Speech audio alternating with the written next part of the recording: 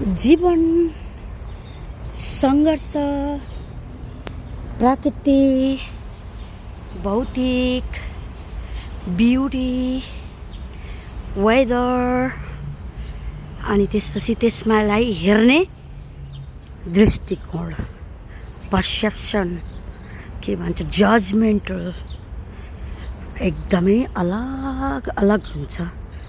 हरेक मान्छेको हरेक सिचुएसन अनुसार डिफ्रेन्ट पर्सेप्सनमा हामीले हेर्ने गर्छौँ। तर कुनै बेला यस्तो अवस्थामा पनि हामी पुग्छौँ कि हामीलाई जब हामी तपाईँ अन्तर आत्माबाट खुसी छैनौँ, अन्तर आत्माबाट हामी टुटेको छौँ भने चाहिँ कस्ता कस्ता ठुला बडा मान्छे, कति धेरै सक्सेसफुल मान्छेहरूले पनि गलत डिसिजन लिन पर्ने अवस्थाहरू आउँछ। र त्यो अवस्था 2-3 किसिमले आउँछ। एउटा त आफ्नो करियरले अफेक्ट गर्छ। सबभन्दा पहिला तपाईँको करियरमा जब बाधा अड्चनहरू आइपर्छ गरिराखेको कामहरूमा। अर्को त आफ्नो कर्म, जे गर्यो, जे सोच्यो, जे भन्यो, कर्म विल ब्याक फर एभ्रिबडी। अनि अर्को पारिवारिक।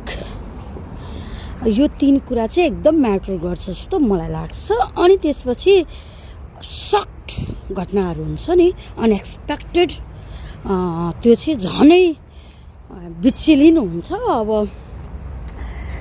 हजुरको कमेन्ट एकदमै राम्रो भएको भएर मैले पनि रिप्लाई लामो दिएँ हजुरलाई, नत्र यस्तो लामो रिप्लाई म गर्दिनँ खासै।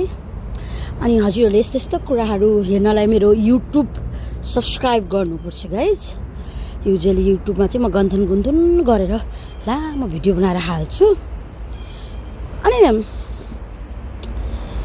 एकदम कस्तो भने जे बोल्यो, जे सोच्यो, जे भन्यो फर्केर त्यो तपाईँको दिमाग स्टडी गर्छ क्या त्यसले। तपाईँले राम्रो बोल्छो नि, अब हजुरलाई राम्रो हुन्छ। जसले नराम्रो बोल्यो नि उसको दिमाग त त्यही छ नि त। अनि दिमागले जे सोच्यो, कन्सियस रूपमा हामीले जे कुराहरूलाई चाहिँ फिल गर्यो, भोलि हाम्रो ब्रेन छ नि, ब्रेन यो त साँच्चै यही रहेछ, साँच्चै यो बोल्यो नि त, यो यही नेचरको रहेछ भनेर ब्रेनले त्यही कुरालाई स्टडी गर्न सुरु गर्छ सबकन्सियसली।